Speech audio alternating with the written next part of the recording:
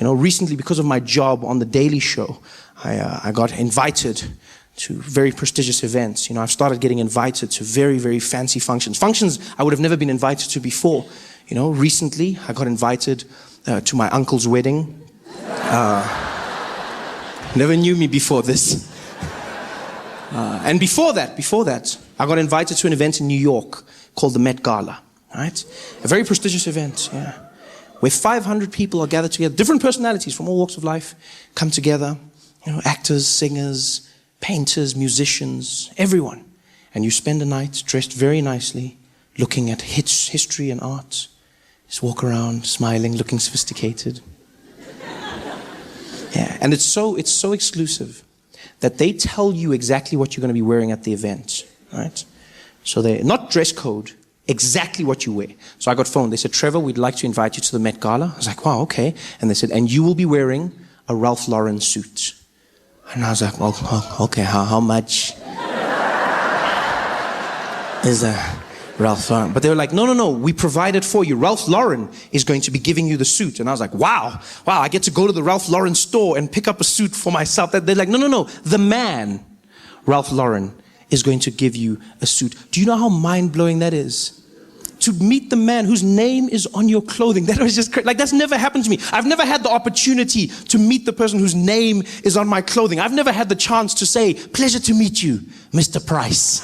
Like,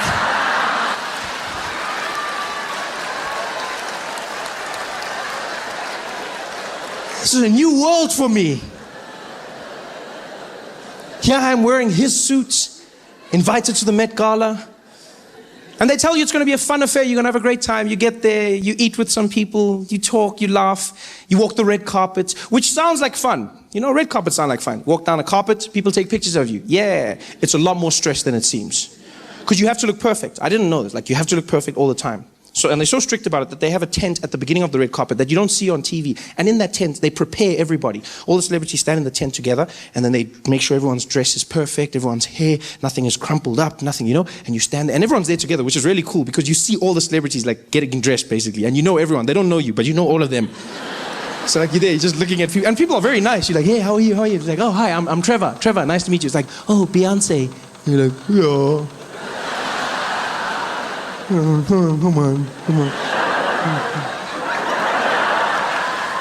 Yeah, I know you from my bedroom wall. I know you. But you can't say that. You see, because you gotta look cool. You gotta look like you belong. So now you're meeting people that you know, but you gotta act like you don't know them, which makes you look like a jackass. Because now I'm there like, Trevor, Beyoncé? Beyoncé, did I say it? Beyoncé? Nice to meet you, Beyoncé. Pleasure.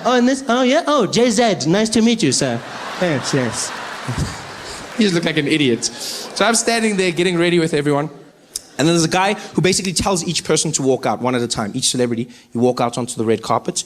And there's 3 stations on the red carpet. When you walk out, the first section is American photographers. They take pictures for all of their magazines and newspapers.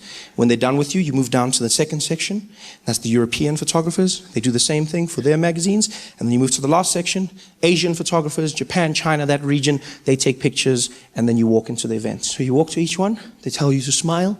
Don't smile too much. Closes your eyes. Don't not smile. Makes you look angry. And pose with your body and your head. Pose, body, and head. Because some people make a mistake and then turn. Don't do that. Turn everything at the same time. Everything. So I'm ready. I'm like, I can do this. So I'm in the tent with all the celebrities, and the guy's calling people out. Lets them out one by one, because they don't want 2 people in the same shot. They don't want Beyonce there and then me in the background, like. So the guy's like, okay, we're ready, guys. Look, we're ready. Rihanna, let's get Rihanna out. Rihanna, come on. How are you? Good to see you. Come on through. And so Rihanna walks out. Anne Hathaway. Anne, how are you? Come on, Anne. Good to see you. Go on. Yeah. And then it's my turn. The guy's like, you. Yeah, you. Come on, let's go. Come on.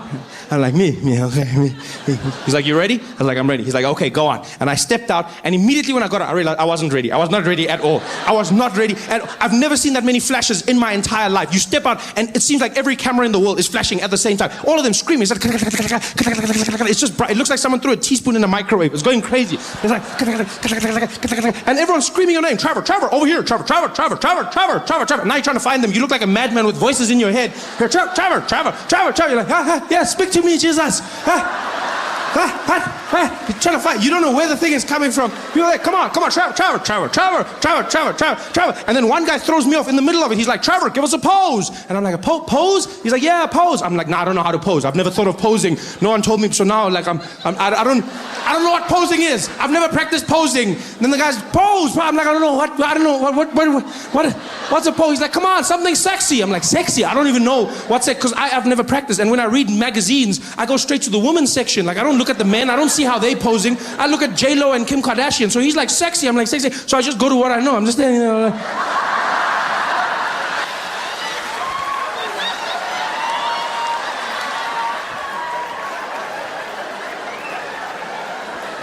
I was like, what the hell? Okay, stop that. Okay, that's good. Okay, go on. Good job. I was like, okay, that was stressful. So I moved down to the European section. You know, I'm getting there. I'm still stressed. The bright lights have got my eyes going. The next guys are there like, okay, Trevor, are you ready? I'm like, I'm ready. He's like, okay, all right, over here, Trevor. Some guys didn't know my name, though. I could hear that. Because one guy said Trevor, another guy said Trevor, then other guys were just like, Trevor. Yeah, but it's sort of like with a dog. Like, a dog doesn't really know its name. Like, if your dog's name's Spotty and you go, Spotty, it's like, huh? So I did the same thing.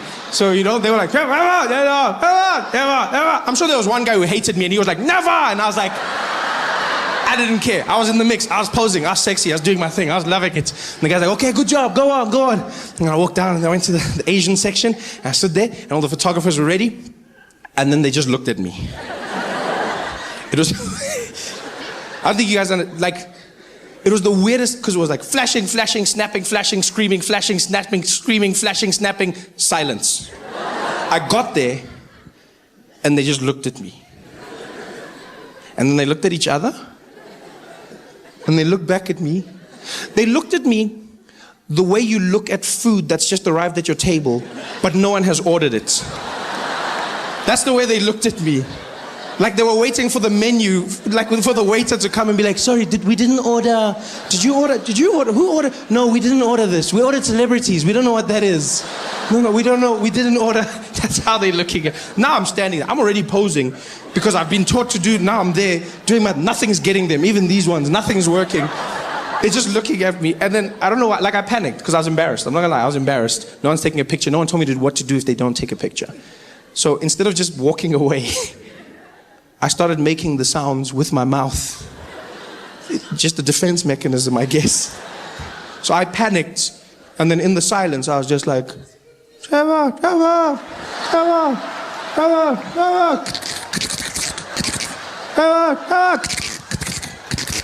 And now they're just looking at me like, Trevor, good job. And I was like, wow. Hey there, thanks for watching. Now, all I need you to do is click on that little circle on your screen. Yeah, that one. Oh, yeah, just like that. Hold on. Yeah, click. Nice. I turn on the TV, and then I see Walter Scott, a 50-something-year-old man, running away from a policeman, getting shot in the back, running away from the policeman. And again, the media, for some strange reason, just seems to forget what the main purpose of the discussion is. Because on day one, they go, unarmed man, shot in the back. Day two, they're like, who was Walter Scott? Let's find out about him. Apparently, he had a charge of assault against him in 1987. So he gets shot for it? How hard did he punch the guy that he gets shot for it in 2015? Oh, did he punch the guy into the future and then he came back to get him? Is that what happened? I mean, it was the 80s. Everyone punched somebody in the 80s. I don't understand why this is a big deal. They were saying the craziest things. They were like, Walter Scott, I mean, everybody's talking about the police officer. Let's talk about him. Why did he run? Because he didn't want to go to jail. Are we really going to live in a world where police no longer want to chase criminals? Is that what we're saying? Is that what we're saying? Police no longer want to chase criminals? That's the whole point of the game, isn't it? We played it as kids, cops and robbers, yeah? You've seen the movies, that's what makes it fun. Freeze! You can't catch me, copper. And then you run. That's what makes it fun. Now police no longer want to chase criminals. We're going to live in a world where police, can you imagine what that's going to do to the movie industry? It's going to be horrible. Remember, we're going to be watching Bad Boys 5, Martin Lawrence and Will Smith. Freeze! Okay, end of movie, done. This is the worst movie ever. This is the strangest thing. They asked all the weird questions that have nothing to do with a man being shot who is unarmed. And they come on and go, also noted is Walter Scott owed $16,000 in child support. To the cop? No, I mean, like, to the... Because that would be a different story. That would be like, if that was the mother of his children that shot him, then you know what? I may actually be on her side. You never know. Yeah, I might have been there like, you know what, sister? You shoot him in the back, girl. That's right. You shoot him thinking he ain't gonna pay after he play. You shoot him in the back thinking he gonna run away from his responsibilities. Shoot him dead. But this has nothing to do with it. A policeman shoots an unarmed man, he's running away. And then they have the crazy nerve to say, this officer feared for his life, he was afraid. Afraid of what? The man's running away. There's nothing less frightening than somebody running away from you. That is the definition of fear. He's running away. The only thing he could have done to be less threatening is to cluck like a chicken as he did. There's nothing less frightening than a man running away from you. Like, what are you afraid of? You can't say he was running away. I was afraid. Afraid of what? He's running away from you. That makes no sense. You're seeing him from behind. No one's threatening from behind. They're running away. There's no one who's frightened. Like maybe Kim Kardashian, but nobody else. He's running away from you. You shoot him in the back. And I was like, yeah, I was afraid. Afraid of what? What, do you have abandonment issues? Why would you shoot a man? My dad left when I was 5. Makes no sense. So I don't know how not to die. And here I am in my car on the side of the road in a random street in Los Angeles. And the whole time I'm just like, I don't want to die. I don't want to die. I don't want to die. And the policeman, he gets out of his car and he starts walking towards me. And his hand is by his side and it's doing this. And I've watched Westerns. I know what this means. This is never good. This never turns into friendship.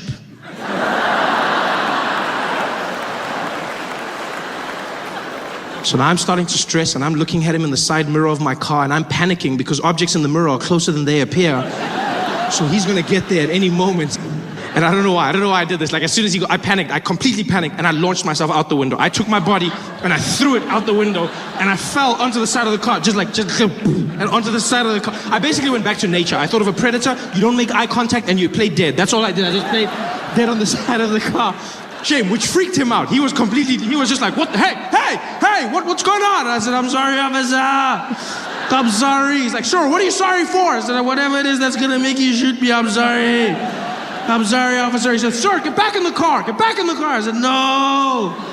I don't want to die. Please, I'm not falling for that trick. Please, officer, I'm sorry. I'm sorry. He's like, sure, I'm not going to kill you. Just get back in the car. Get back. And I mean, Shane, this guy was just as freaked out as I was. I'm not going to lie. Because I mean, when I put myself in his shoes, what does he do? Imagine that you're standing on the side of a guy jumps out of his own car. What is he? He can't even call for backup. What does he say? 10-4, I need backup. What do you need? I got a black guy killed himself. 10-4, you gotta make something up better than that. We'll back you up, don't worry. Like you can't, like what do you say? It's just like weird. The guy's freaking out, I'm freaking out. And I'm lying there.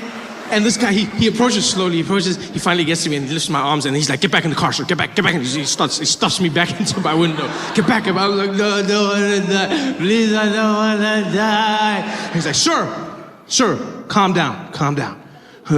Okay, I'm sorry. He's like, sir, have you been drinking? I said, no, sir, I haven't been drinking. I said, okay, calm down. Do you know why I pulled you over, sir? I said, it's because I'm black. And now, I wasn't being an ass, nor was I joking. I'd just been informed that as a black person in America, if you drive a really nice car, there's a good chance you're gonna get pulled over by the police. Yeah, so in my world, he was doing his job as I had been told. Yeah, I wasn't judging him. In fact, I was a little flattered. I was like, well, thank you very much, Mr. Officer, for noticing this bad boy right here. That's right, 2015, baby. I was really excited. He was more freaked out, though, because I said to him, I said, it's because I'm black. And then he did this thing that I've come to learn is the reaction of white people in America, who, when they hear information they can't process fast enough, have this thing where they smile on the outside, but on the inside, it's almost as if they're short-circuiting. He looks at me and he goes, I'm sorry, what? I said, because I'm black, that's why you pulled me over? And he goes, no, hey, no, hey, no, that is not, no, hey, I don't, no, that is not,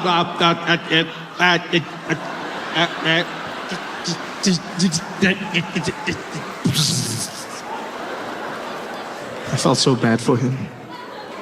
Yeah. I think we both learned a lot that day, the two of us. Grew from that experience. I was speeding, that's why he pulled me over. But he let me go. Fear. Hey there, thanks for watching. Now, all I need you to do is click on that little circle on your screen. Yeah, that one. Oh, yeah, just like that. Hold on. Yeah, click. Nice. We see America, you know. We watch your TV, we see your sitcoms and your news alike. We get everything from Idol all the way to Oprah. We love Oprah. We just, yeah, of course. I mean, especially in South Africa, we love Oprah. We love, no, because she gives us a lot of money. So, I mean, we just love Oprah. She came out to South Africa and she built a school there. She built a school in South Africa called the Oprah Winfrey Leadership Academy. Spent $50 million building this school. Yeah, most expensive school ever built. Most expensive anything, just ever. You know, and those children love her. Like when Oprah comes there, they run out screaming, yeah, Oprah, oh, yeah. They just love it, you know. This is a big place for her. And then, it's a wonderful school, state-of-the-art technology, brand new computer labs, state-of-the-art facilities. And then she made the mistake of hiring African teachers, which is not the worst thing. It's just she's had a few issues with discipline at the school. The way the teachers choose to administer the discipline is very different to what Oprah and America believes in, And I blame Oprah. She interviewed them and she said to them, she said, you guys aren't going to spank them, are you? And they were like, no, never, Oprah, never. No, we will not spank them. And she left and they were like, yes, we don't spank. Here we beat. We beat. You don't spank a child, you spank a monkey. Here we beat. And that's what they did. They beat the children. They just beat them, which is horrible. I know, I smile. I mean, it's horrible. It's just, I think, in Oprah's school, because Oprah's world is so different. Getting a beating in her school must be something different, See the teacher walk into the classroom with a cane, angry, just walking around. Cynthia, were you talking at the back? No, miss, you were talking. That means you're going to get a beating. But because it's Oprah's school, everybody's getting one. You're getting a beating. You're getting a beating. You're getting a beating. Everybody's getting a beating. Look under your seat. It's a beating. Oprah.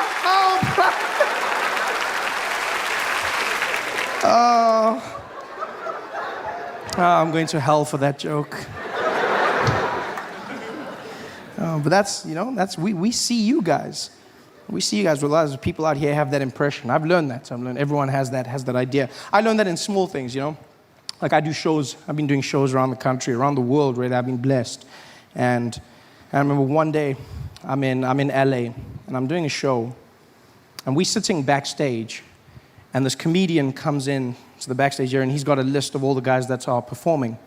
And so he looks around, and he looks at the darkest guy in the corner, just the blackest guy he could find, and he goes, hey, yo, you the dude from Africa? And the guy looks up and he's like, nah, man, I'm from Detroit. He's like, all right, my bad. Yo, okay, Detroit, yeah, you, okay, cool, LA, okay, cool. And then he looks at me for a second, does a quick calculation, and he's like, and then he looks and he goes, yo, where you from, man? I said, I'm from South Africa. He's like, oh, you the dude? Oh, damn, man, damn, I didn't even know they got, you the dude from Africa? Man, I didn't even know they got light-skinned niggas out there, man. Damn, yo, that's the motherland, man, that's the motherland. And all of a sudden, he just started giving me this speech. He was like, man, that's where we gotta be, man, that's the motherland out there, man. Yeah, I got to get out there, man. I got to go home, man. You heard? I got to go home.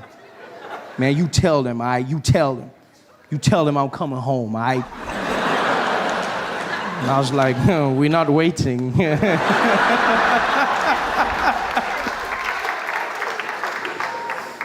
Because I'm fascinated. I think that whole identity has come from the term African American. This is something that's fascinated me. You know, it's the very loose term African American. Because half of the time you use it for people that aren't even African. You know, just use it as long as you're black, they go African American. But what if people aren't from Africa and they're still African American? You know, there's people from the Caribbean, from Haiti, from Jamaica. You know, they call it, yeah, African American. Guy's like, no man, I come from Jamaica, I know from Africa. I ain't never been there before, man. He's like, you want to stay? African American, man. Hey.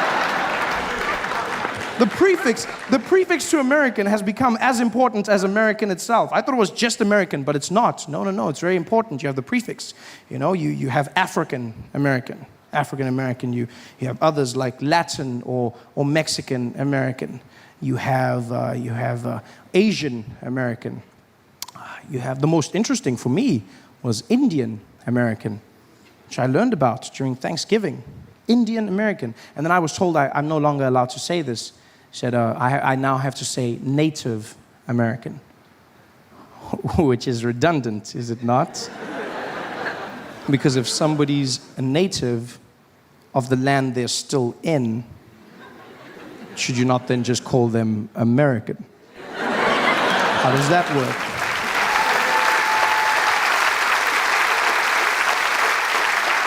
It was the strangest conversation to have, sitting around carving the turkey and just going, I don't understand. I can't say Indian American. He's like, no, Trevor, you look, you don't want to say that. You want to say Native American. It's a better term. I go, oh, well, who called them Indian American? Well, we did. Oh, I see. And then who changed it? Well, we did. I see. And you guys feel bad, son? Yeah, much better. Much better. This is the craziest thing in the world, changing it, you know? The prefix. And I mean, I don't mean to offend anyone. As Americans, I hope I see some guys looking at me like, okay, move on, guy, move on. Yeah. Because that's the one thing. Because the one thing I noticed is white people in America, you never got the prefix. What happened there? You guys got left out? Oh, that's horrible. And it's a first. There's nothing? You guys don't get a prefix? No. Sir, you don't want one? No?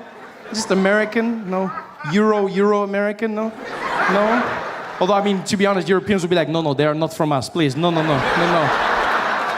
No culture, they are not European. So then I get Anglo from the British. Anglo-American, is that more? No, you don't want Anglo. I don't know, Anglo-colonial American, is that? Imperial American? Death Star American? No, I'm kidding. I don't know. I'm still searching for the answer. My two favorites so far have been, I was traveling in the South, and a gentleman shouted out, he said, you can call us Super American. Very well. And my favorite was a man in Atlanta who looked at me and he said, why don't you call us Honky American? And I'd never heard of that term. I'd never heard of the word honky before. Because isn't honky the same thing you use for like your car? That's like, and the thing that clowns use, honk, that's honky. That's the most honky American. That sounds like a bad children's character for white imperialists, It's like there's Barney, there's Ronald McDonald, and there's honky. This is like, this coming out singing to all the white kids, it's honky, he's gonna teach you how to be white honky, it's honky. Remember kids, white is right, it's honky. It's the craziest thing ever, honky. I really don't, please don't get offended. If you're American and you're offended, I really hope that I'm not offending you. I mean this because I am scared of you. No, really. The world, you don't understand. The world is shit scared of America. Like America, because you guys, you've been fighting wars since World War II? You guys haven't stopped. Like America, no, it's true. America's just like the most badass. America's like that really buff guy on the beach, just like not messing around, just walking around. Just like, you do not mess with America. It's like, if America catches you building a sandcastle, like, what are you doing? No, America, it's not what it looks like. It's like, ah! The only only time people build sandcastles is when they're gonna attack. Stop that! Is that a bucket? No! You know, America's like, yeah, America's that super, because you guys have the best army in the world, and you just, America's that big guy that walks down the hallway, and the rest of the countries just stand on the side. Just like, don't make eye contact, don't make eye contact, don't make eye contact, don't make eye, and as America walks past, like, America's like, what was that? What was that? Iran! Did you fart? No, America, I'm sorry. Yes, I fart just a little bit. I'm sorry, America. Iran, were you farting at me? No, America, no, I don't fart at you. I just fart just by myself. Just fart on the back, not to the front. To the front, I say sorry. Please, America. Iran, was that a nuclear fart? No. Not nuclear fart, just beans. Lots of beans fart. Beans. No nuclear, America, please. I'm gonna come in there. No, don't come in, America, please. Just fart, I'm sorry. It's just, you know, it's just, we're afraid of you. Don't understand. The whole world is afraid of you guys, you know? Because you guys have been fighting, and for a lot of good in the world as well. Don't get me wrong, you know? That's why you guys are so proud of your troops. Yeah, like the troops, right? You guys love the troops. Give it up for the troops. Yeah. Because I've learned in the biggest democracy, you need your troops. That's why the troops are so high up in America, so respected. The troops, you know, they're not number one though in the rankings. I'd say number one is more sports. Sports is the highest thing. No, sports is the biggest thing in America. Like that's just number one. It would be troops is up there though. So I would say the rankings would be sports, the Kardashians, the president, and the troops. That would be. Yeah, because you guys love the Kardashians. Like, let's be honest. Like, Americans are just, I've never seen anything like it. Guys like, did Kim get home okay? Did she? Yeah? Okay, go. Yeah, check on Obama. Okay, cool. All right. Just, you know, that's the ranking. But sports is just not, wow. You guys love your sports out here. I've never seen more focus put on sports anywhere else in the world. Americans love their sports back to front. You analyze them, you worship them, you watch the game before the game, you watch the game after the game. You talk about what might happen in the game, you talk about what's happening in the game, and then you talk about what happened in the game and what could have and might have but didn't happen in the game.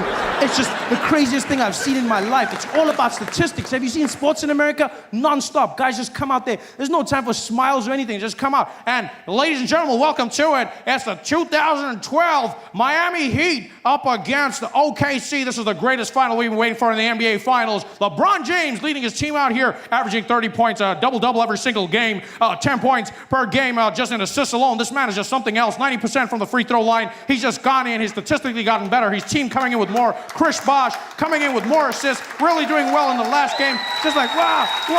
Numbers, stats. You guys know everything, every stat. Well, I mean, he's got 4 out of 5, and I mean, if you look at that statistic alone, it looks like he should be getting forward. He should be, and then it's just crazy. You know everything, and then you switch over to like your business channels and your economy, and you're like, what's happening in the economy this year, Bob? Well, nobody knows. I mean, nobody knows. Yeah.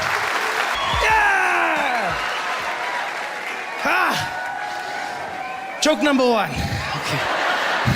No, I'm kidding. Just get into it. Don't waste time. Straight into it. Welcome to the show. Welcome everyone. Welcome. How you guys doing? Thank you for coming. Thank you. Yeah. Thank you for coming out. So good to see you here. It's been a wonderful journey. It's our last tour of South Africa for a while before I leave, go to America. I'm gonna go for 2 weeks, and then when I come back, I'm gonna be talking like this. I don't know why people do that. You know what the worst thing is? Is you talking like that. That's the worst thing. It's been so much fun, man, traveling around South Africa, you know, trying to write new material for a new show. It's always difficult. The easiest stuff to write, I find, is political stuff in South Africa. It's too easy now. It's become, you know, like you give comedians credit. You go, oh, he's so funny, but we're not geniuses. We really aren't. Like the guys in power, they do it all for us now. They're actually taking our jobs. It's not cool. Because soon you guys are gonna figure it out, and you're gonna stop coming to the show, and you're gonna start going to press conferences, and you're not gonna. Then you'll be like, oh, where are you guys going? On Friday? Oh, I'm going to the Zuma press conference, eh? Oh, bro, like, yeah, that guy he's my favorite, eh? Yeah, can you sign my DVD? Can you sign my shirt? Sign my shirt. You know? It's absolutely crazy. I'm glad the rain stopped for a little bit. It's been heavy, you know? Roads have been flooded and there's been lightning and thunder and, you know, it's been crazy. These storms are everywhere. I find myself laughing these days when lightning strikes, you know, especially when it's those big ones where you feel like it hit like the next road or something. Because every time I see lightning, I think of the MEC of the Northwest. MEC of Safety and Security. True genius, true comedic genius. Like we all have our mentors and, you know, I look up to guys like him. No, because he came out after, what happened was, there was a funeral on the weekend, and what happened was there was a lightning storm, and lightning struck the people at the funeral, and 9 people were killed instantly. There's nothing funny about that. 9 people dead, gone. Nothing funny at all, although it must have been a bit weird, because like, you know, you're there because someone has died, and then it's a bit awkward now. You don't know if you carry on here or do you know, but it's a bit, you don't know. And then you're like, do you put them in? Because you know there's going to be like one uncle who's like, no, there's space, put him. I must buy another box. It's just like, you know what I mean? And if you've got like one of those possessive mothers, you know those mothers that love their kids, probably then she's crying and then everyone's like, and then they dead, and then they're like, oh, then she's like, don't you dare, don't you cry for them, you don't cry for them. You came here for this, you came here, you save your tears and you cry where hey, they freshly dead, you can cry for them next week, you bring those tears here. But there's nothing funny about it, and so what happened is on the Monday after the funeral, the MEC came out and he held a press conference. And he was there and the journalists had all gathered and it was very serious. And he came out there and the photographers and everyone was there and he said, we have had what have happened on that funeral. Let it be known that we will launch a probe and we will not rest until we know where does this lightning come from. Not rest. His assistant was probably like, up. He was like, we're up. We want to know where does it come from. I didn't even make the joke. He just said this. I just repeated it to you. It's like, you see. And now it's election time, which means politicians are out in full force, kissing babies. Helen Zizla's dancing again and speaking Xhosa. You know it's election time, you know. ANC comes out with a huge campaign. If you are not happy about service delivery, then you must vote for change. I'm like, but you guys are the ones. Yeah, but we'll change. We're like, so what, must we vote for someone? No, don't vote for someone else. Just keep it here. Yeah, keep it here. Just keep it here. Oh, yeah, bring it back. Keep it here. Yeah, bring it here. No, we'll change. Just keep it here. Yeah. Whoa. You got the DA chasing after them. I mean, I like the fact that the DA is the official opposition, but like, they can't point out everything. Like, after a while, it just gets boring, you know? DA doesn't tell us what they're gonna do. They're running around telling us everything the ANC's not doing. Look at him! Do you want a president who doesn't tie his shoelaces? Look at that! It's just shoelace, but still. It's become ridiculous. They chased after the ANC and exposed them with the whole Gupta thing. Did you see that story? The Guptas. One of the most famous families who apparently own the whole of South Africa. Like, just own everything, including the Zuma family. And basically what came out was they said, yes, this family runs the Zumas. They run them. In fact, when President Zuma became President Zuma, they summoned him, the Guptas summoned him to their residential abode and they paraded him in front of their friends and family. Paraded him. This is what the DA said, parade. I think they're pushing it, like it wasn't paraded. It wasn't summoned, he was probably invited. It wasn't summoned. You know, it wasn't paraded. Because when they say paraded, like I'm sure it was their meet and greet, new president, we rich, you president, how you doing, here's some money. It's a cool, we understand, but it wasn't like paraded. Because when you think of parade, it makes it seem like that Indian family was sitting there, the whole Guptas, there they were, and they were like, everybody sit down, he's coming, he's coming. Sit down, sit down. Sit down, party, sit down, sit down. We got a Zulu man, he's coming. Yeah, he's coming. Yes, he'll do the dance, he'll do the dance. Sit there, sit there. Have you got your popcorn? You got your popcorn. Okay, everyone got it. Turn, dim the lights. He's coming. Dim the lights, dim the lights, dim the lights. He's at the door. Start the music.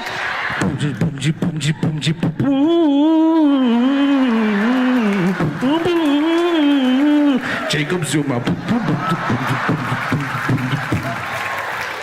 It wasn't paraded. He was invited.